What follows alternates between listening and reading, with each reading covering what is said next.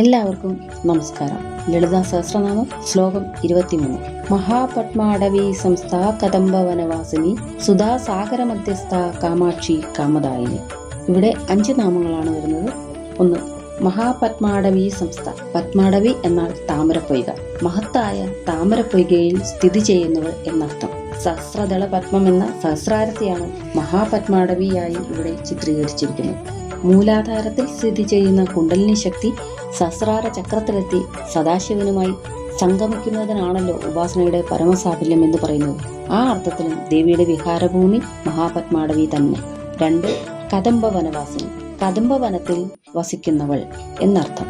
ചിന്താമണി ഗ്രഹത്തിന്റെ 4 ഭാഗത്തും മണിമണ്ഡപങ്ങളും അവയെ ചുറ്റി കടമ്പ വൃക്ഷങ്ങളും ഛായ വിരിച്ചു നിൽക്കുന്നു എന്ന് ശങ്കരാചാര്യസ്വാമികൾ വർണ്ണിച്ചിരിക്കുന്നു. 3.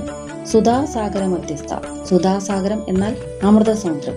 സുധാസാഗരത്തിന്റെ മധ്യത്തിൽ സ്ഥിതി ചെയ്യുന്നവൾ എന്ന് അർത്ഥം. ശ്രീചക്രത്തിന്റെ മധ്യബിന്ദുവാണ് അമൃതാബ്ദി. കാമാക്ഷി. കമനീയമായ കണ്ണുകൾ ഉള്ളവൾ, അതായത് മനോഹരമായ കണ്ണുകളോട് കൂടിയവൾ എന്ന് അർത്ഥം. ഇവിടത്തെ കാമം ഭൗതിക ഭോഗവാസനയുടേതല്ല. മറ്റൊരർത്ഥം ക എന്നാൽ സരസ്വതി, മാ എന്നാൽ ലക്ഷ്മി ദേവി. സരസ്വതിയും ലക്ഷ്മിയുമാവുന്ന 2 കണ്ണുകളോട് കൂടിയവൾ എന്ന്. ജ്ഞാനവും ഭൗതിക സമ്പത്തുമാണല്ലോ ദേവിയെ ഉപാസിക്കുന്നവരുടെ ലക്ഷ്യങ്ങൾ. അത് രണ്ടും ദേവിക്ക് കണ്ണുകൾ പോലെ സ്വാഭാവികമാണെന്നും ഭക്തരിൽ നിർലോഭം ആ കണ്ണുകൾ കാരുണ്യം ചൊരിയുന്നുവെന്നും സാരം. അടുത്ത നാമം കാമദായിനി. അഭീഷ്ടങ്ങളെ സാധിച്ചു തരുന്നവൾ എന്നർത്ഥം.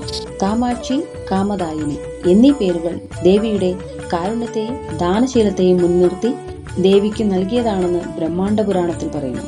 ഇനി നാമങ്ങൾ. ഓം മഹാപത്മാടവി സംസ്ഥായേ നമഃ. ഓം കദംബവനവാസിന്യേ നമഃ.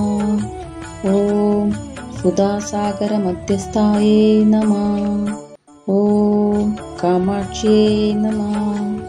ഓം കാമദായിന്യേ നമഃ.